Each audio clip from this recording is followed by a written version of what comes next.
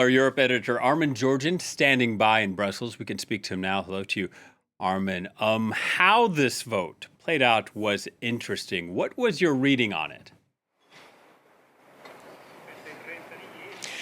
Well, the vote of Giorgia Meloni on Kaja Kallas is perhaps the most interesting one because, of course, Giorgia Meloni has presented herself as a reliable pro-Ukraine element within the EU and the G7.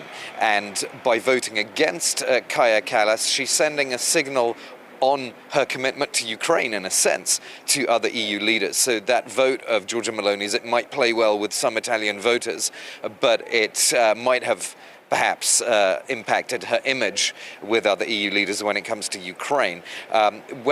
We look at Viktor Orban, no real surprise that he voted against Ursula von der Leyen. There's so much bad blood between his Fidesz party and von der Leyen's European People's Party, and also the fact, of course, that Hungary and the European Commission, which I'm standing next to here, has had so many they've had so many run-ins on the rule of law.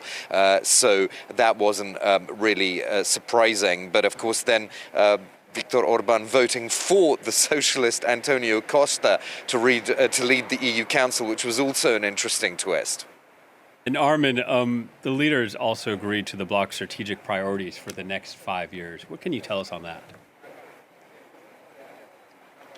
Well, the strategic agenda is a kind of compass which is intended to keep the ship going in the same direction, even if the ship is sort of thrown about by stormy weather. So the strategic agenda is always set at this last EU Council of every 5-year mandate, and it's intended to guide the incoming mandate, because as you know, Will, we've just had these European elections and the three main institutions are being renewed. And we know that France and Germany were pushing particularly hard to have their points fixed on this strategic agenda. Perhaps worth noting their desire to further develop the Green Deal, which has come under pressure increasingly in the last few months. They also want a stronger and more capable defense. There are other areas I can mention, but I think if we just look at those two, they're particularly important because, of course, defense spending